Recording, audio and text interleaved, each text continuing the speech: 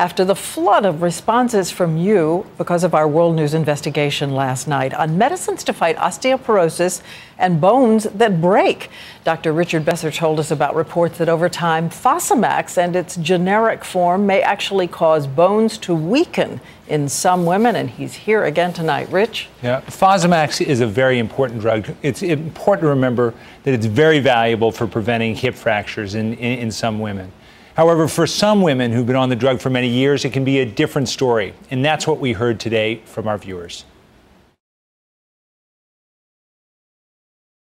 I was in the subway and the train jolted and I felt a big crack and I fell down to the ground. She's a doctor and was on Fosamax for 7 years.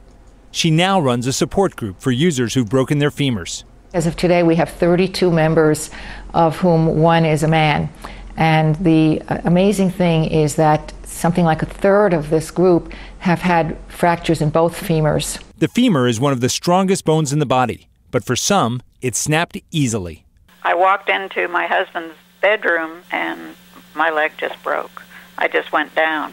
Late today, the FDA agreed to an interview. Here we are in 2010. We're hearing about many, many more patients who've had this problem. Is it time now to send out a notice to physicians to be on the lookout for this? Right now, the agency does not feel a warning on this is justified, but we are continually reevaluating that as we get more information. Given that doctors are telling us they had no idea that these fractures could be related to the drug, doesn't it make sense to send something to doctors to say, if your patients are having fractures, let us know. We don't know it's related, but we are taking this seriously and we want to look at this. There's a lot of concern that people have. There are patients who clearly feel that the medicine may be a cause of their problem, and that's something that we've got to look into very seriously.